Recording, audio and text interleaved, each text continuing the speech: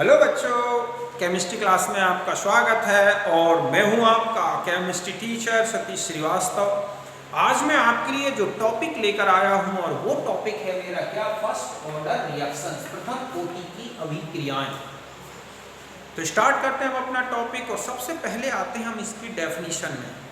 तो देखो, अगर हम इसे डिफाइन करें तो क्या कह सकते हैं कि the reactions whose rate depend on concentration of only one reactant means the rate of reaction is directly proportional to the concentration term whose exponent is 1। मतलब है कि ऐसी रिएक्शंस जिनका रेट जो है केवल एक रिएक्टेंट की कॉन्सेंट्रेशन पर डिपेंड करता है। मतलब कितने भी रिएक्टेंट्स हों उनमें से कोई एक रिएक्टेंट अगर उसकी कॉन्सेंट्रेशन चेंज होने से रेट चेंज हो रहा है तो फिर हम कहेंगे कि वो एक क्या है, फर्स्ट ऑर्डर रिएक्शन है। अगर हम इसका रेट लॉ इक्वेशन देखें तो हम कहेंगे कि जो रेट ऑफ रिएक्शन है वो ऐसे कंसंट्रेशन टर्म के डायरेक्टली प्रोपोर्शनल होगा जिसका एक्सपोनेंट क्या हो, 1 हो। समझ गए बच्चों कि the reactions whose rate depend on the concentration of one reactant means rate of reaction directly proportional to the, ठीक है, concentration term whose exponent is 1। ऐसी अभिक्रियाएं जिनका वेग एक अभिकारक की सांद्रता पर निर्भर करता है, अर्थात अभिक्रिया वेग एक घात युक्त सांद्रण पद के क्या है, समानुपाती। मतलब हम ऐसा लिखेंगे rate of reaction directly proportional to the r, power 1 मानी जाएगी। मतलब यहाँ पर कुछ नहीं है तो कितनी है, पावर 1। ऐसा लिखें और चाहे ना लिखें, अगर आपने नहीं लिखा तो 1 मानी जाएगी। तो v इक्वल टू k, अब हम इसे k1 मान लें। यहाँ पर जो k1 है ये क्या कहलाएगा, rate constant of first order reaction.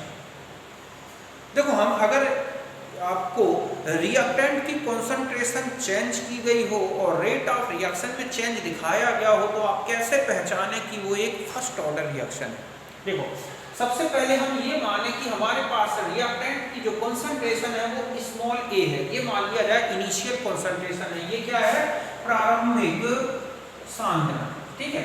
और हमने उसके बेस पर रेट लिखा v1, तो v1 equal to k into a लिख दिया।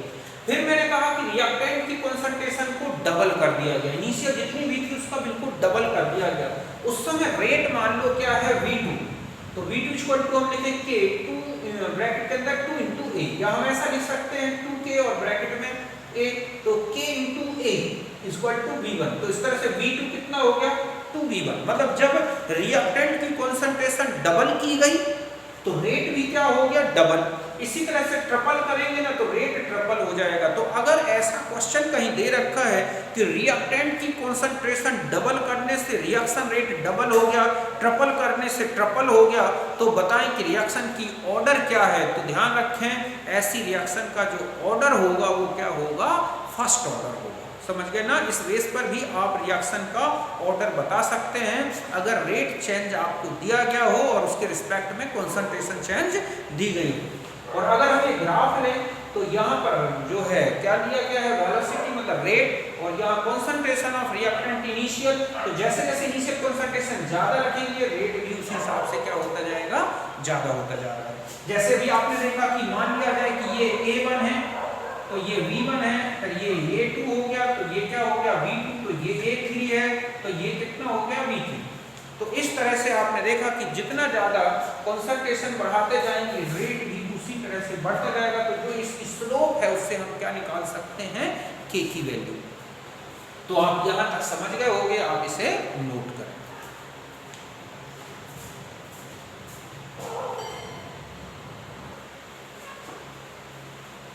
अब देखो, कुछ इंपॉर्टेंट एग्जाम्पल जो फर्स्ट ऑर्डर में आते हैं इनको आपको याद रखना होगा। समझ गए ना। देखो, पहला है acidic hydrolysis of ethyl acetate, ethyl acetate का अम्लीय जल अपघटन। ये मैंने ऑर्डर के एग्जांपल में भी बताया था। एथाइल एसीटेट का हाइड्रोलिसिस होता है वाटर से और एसिटिक एसिड और एथाइल अल्कोहल बनता है। इसमें H2O की कॉन्सेंट्रेशन बहुत ज़्यादा होती है, इसलिए उसकी कॉन्सेंट्रेशन में इतना चेंज नहीं आता कि वो रेट को चेंज कर सके। इस तरह से रेट केवल एथाइल एसीटेट की कॉन्सेंट्रेशन पर डिपेंड करता है, इसलिए इसका ऑर्डर है फर्स्ट। इन्वर्जन ऑफ शुगर, तो शर्करा का प्रतिलोमन, तो इसका हाइड्रोलिसिस कराएं तो ग्लूकोज और फ्रक्टोज बनता है, जिसको हम बोलते हैं इन्वर्ट, ठीक है, इन्वर्ट शुगर। तो इसमें जो है ये पूरा सॉल्यूशन पहले डेक्स्ट्रो रोटेटरी होता है, दक्षिण ध्रुवण घूर्णक, जैसे ही जल अपघटन होता है, हाइड्रोलिसिस होती है, ये लीवो रोटेटरी वाम ध्रुवण घूर्णक हो जाता है, और इस तरह से D से L में कन्वर्ट होना इन्वर्जन कहलाता है। तो यहाँ से जो है शुगर का इन्वर्जन हो रहा है, इसलिए इसे बोलेंगे इन्वर्जन ऑफ शुगर। तो यहाँ पर H2O का यहाँ पर भी कोई रेट ऑफ रिएक्शन में कोई इंपॉर्टेंस नहीं है, केवल शर्करा मतलब है सुक्रोज पर रेट डिपेंड करता है। डिकम्पोजिशन ऑफ N2O5, इसका मैकेनिज्म आप देखोगे तो उसके 3 स्टेप्स हैं, तो आप उसकी ओवरऑल ऑर्डर निकालोगे रिएक्शन का, तो फर्स्ट ऑर्डर आती है, तो इसका डिकम्पोजिशन भी क्या है, एक फर्स्ट ऑर्डर रिएक्शन है। ऐसे ही अमोनियम नाइट्रेट का डिकम्पोजिशन भी एक फर्स्ट ऑर्डर रिएक्शन है, केवल NH4NO2 पे डिपेंड करता है। डिकम्पोजिशन ऑफ Cl2O7, ये भी एक फर्स्ट ऑर्डर रिएक्शन है। डिकम्पोजिशन ऑफ हाइड्रोजन पेरोक्साइड, ये भी एक फर्स्ट ऑर्डर, क्योंकि अगर आप इसकी मैकेनिज्म देखोगे तो ये इस तरह से डिकम्पोज होता है O+O, ठीक है, ये स्लो स्टेप होता है, और बाद में H2O2+O मिलके और बना लेते हैं H2+O2, और ये है फास्ट। तो इस तरह से आप देखते हैं कि ये फर्स्ट ऑर्डर रिएक्शन है, स्लो स्टेप है, केवल एक मोल H2O2 पार्टिसिपेट कर रहा है। इसके अलावा आप देखोगे radio active disintegration, radio active विघटन, वो केवल रेडियो एक्टिव जो सब्सटेंस है उसके अमाउंट पर डिपेंड करता है, टेम्परेचर, प्रेशर, इनसे कोई लेना देना नहीं होता, तो वो भी एक फर्स्ट ऑर्डर रिएक्शन है। SN1 रिएक्शन, न्यूक्लियोफिलिक सब्स्टिट्यूशन जो होती हैं, यूनिमॉलिक्यूलर, केवल रिएक्टेंट, एक रिएक्टेंट की कॉन्सेंट्रेशन पे डिपेंड करती हैं। E1, ठीक है, यूनिमॉलिक्यूलर एलिमिनेशन रिएक्शन जो ऑर्गेनिक में आएंगी वो भी एक फर्स्ट ऑर्डर रिएक्शंस हैं। तो इस तरह से बहुत सारी फर्स्ट ऑर्डर रिएक्शंस आपको मिलेंगी, तो आप इसे नोट करें।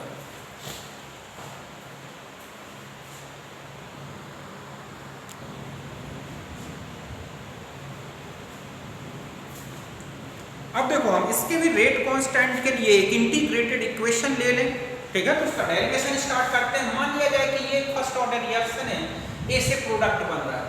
जब टाइम 0 था, प्रोडक्ट 0 था, तब उस समय रिएक्टेंट की कंसंट्रेशन जो है, इनिशियल कंसंट्रेशन, वो कितनी थी, R0। जब टाइम t जो है रिएक्शन का हो गया, तब प्रोडक्ट X बन गया, तो यहाँ पर RT हो गया इसका कंसंट्रेशन आफ्टर t टाइम।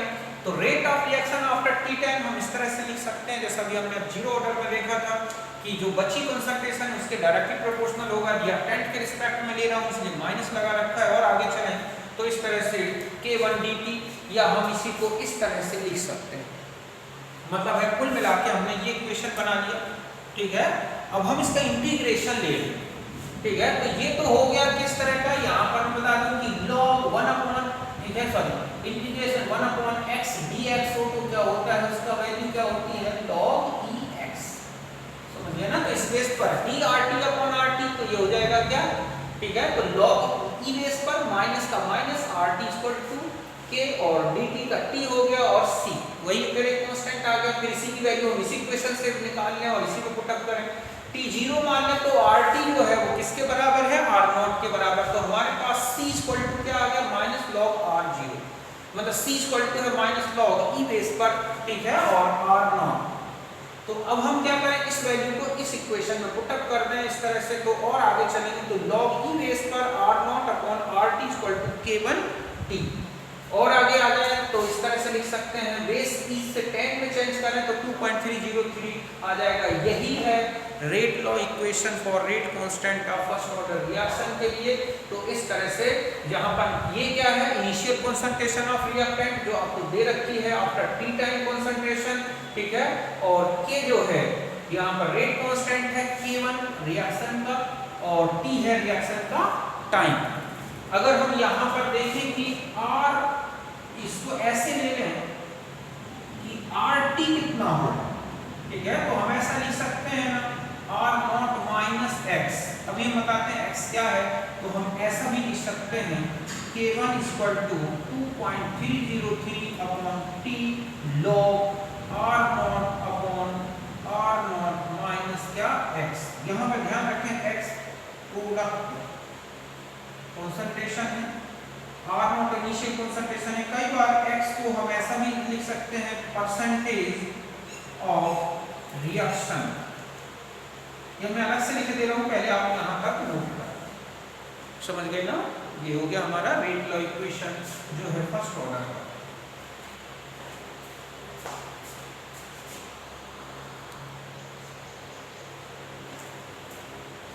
अब देखो कई बार क्या होता है कि आपको रिएक्शन के कंप्लीट होने का परसेंट दे रखा होता है कि 50% रिएक्शन इज कंप्लीटेड, तो रेट कांस्टेंट क्या होगा। तो अगर ऐसा दे रखा है परसेंटेज ऑफ रिएक्शन कंप्लीटेड, तो हम ध्यान रखना है कि जो इनिशियल कंसंट्रेशन है R0 वो 100 लोगे और फिर यहाँ x का वो परसेंट रख दोगे जो आपको दे रखा है।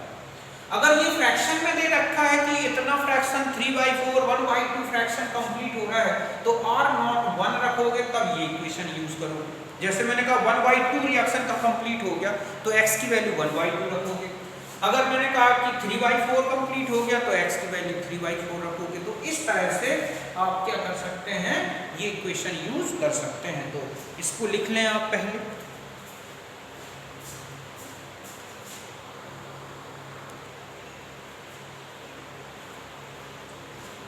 अब देखो हम ग्राफिकल रिप्रेजेंटेशन में आ जाएं तो हमने देखा कि ये है integrated equation, k1 equal to आपने सॉल्व किया ये आया।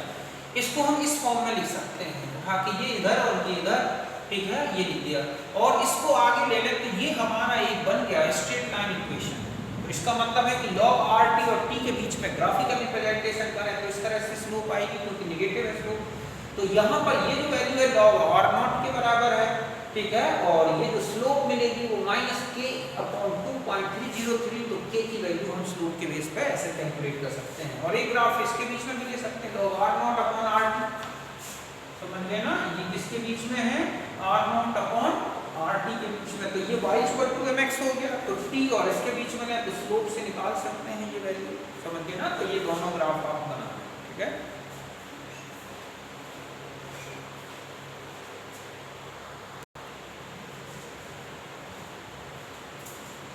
अब देखो अगर हम फर्स्ट ऑर्डर के हाफ लाइफ के बारे में आ जाते हैं तो हम हाफ लाइफ की डेफिनेशन तो मैं पहले बता चुका हूँ कि वो टाइम है जहां पर बचा हुआ कंसंट्रेशन रिएक्टेंट का इनिशियल कंसंट्रेशन के हाफ के बराबर हो जाता है, मतलब 50% रिएक्शन कंप्लीट हो चुकी होती है।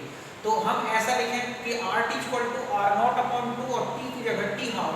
तो ये है हमारा फर्स्ट मतलब ऑर्डर का रेट कांस्टेंट का इक्वेशन। हम इनकी जगह पर R0 की जगह R0 और RT की जगह R0/2 लिखें, ठीक है, और T की जगह क्या ले लें हम, T हाफ। तो और आगे सॉल्व करोगे तो ये आ जाएगा, या और T हाफ = ये, या इस तरह से log 2 हो जाएगा। log 2 की वैल्यू होती है 0.3010, तो T हाफ = आ गया 0.693/K1। इसका मतलब है कि आप देख रहे हैं कि इस इक्वेशन में रिएक्टेंट की कंसंट्रेशन ना तो आफ्टर टी टाइम ना इनिशियल से कोई लेना देना नहीं है। इसका मतलब है कि रिएक्टेंट की कंसंट्रेशन कितनी भी चेंज हो, 50% 75% कुछ भी हो, चाहे कितनी भी ली गई हो, इनिशियल हो फाइनल हो, हाफ लाइफ नहीं बदलेगा। मतलब चाहे 2 मोल से रिएक्शन स्टार्ट करें तो भी हाफ लाइफ वही आएगा फर्स्ट ऑर्डर का, 10 मोल से स्टार्ट करें तो भी। क्यों? क्योंकि ये इनिशियल कंसंट्रेशन से बिल्कुल फ्री है। तो इस तरह से हम लिख सकते हैं, लेकिन किसके इनवर्सली प्रोपोर्शनल दिख रहा है, रेट कांस्टेंट इस तरह। तो हम यहाँ पर अगर इनिशियल कंसंट्रेशन T हाफ का ग्राफ लें तो यूं आएगा, समझिए ना। अब हम आते हैं कि 75% 3/4 कंप्लीट होने का टाइम क्या होगा। तो देखो अगर आप फ्रैक्शन में लेते हैं x, तो मैंने कहा था कि R0 को 1 ले, तो इस तरह से इक्वेशन बनाए हम।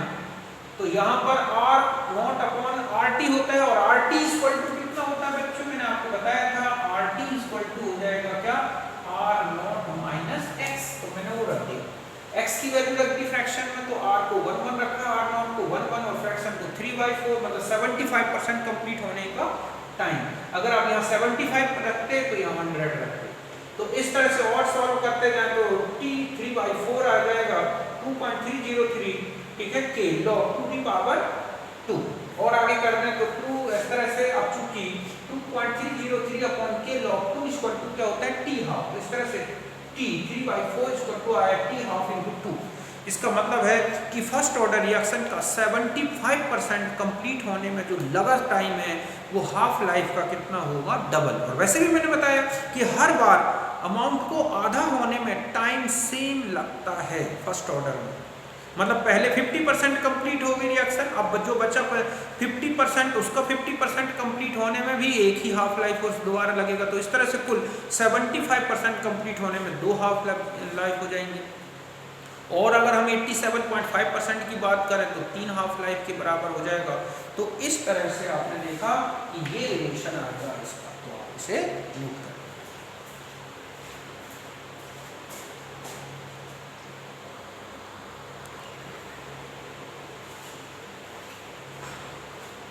देखो कई बार विलहेल्म इक्वेशन पूछ लिया जाता है कि क्या है ऑब्जेक्ट। तो देखो इसी को फर्स्ट ऑर्डर रिएक्शन का जो रेट कांस्टेंट का इंटीग्रेटेड इक्वेशन है ना, इसी को विलहेल्म इक्वेशन बोलते हैं। इसको इस फॉर्म में भी लिख सकते हैं। हमने ये सॉल्व किया, अभी हम ई बेस पे ले लें और आर नॉट की जगह सी नॉट और आर टी की जगह सी टी यूज करें तो हम ऐसा लिख सकते हैं इस इक्वेशन को।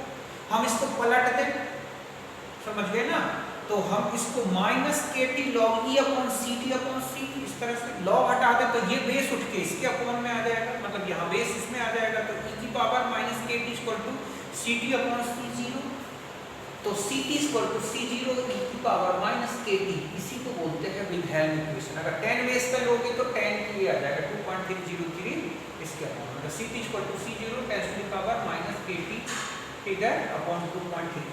अगर सी जीरो के स्टेप में लोगे तो सी टी इक्वल टू ई का पावर के, तो इसे बोलते हैं विलहेल्म इक्वेशन। तो आप समझ गए होंगे। तो इस तरह से आप इसे नोट कर लें। तो अभी और भी बहुत सारे रिलेशंस हैं फर्स्ट ऑर्डर के लिए जो हम अगले वीडियो में लेंगे और फिर उसमें न्यूमेरिकल्स लेंगे। तो हम मिलते हैं नेक्स्ट वीडियो में। बाय, थैंक यू, आपके लिए शुक्रिया।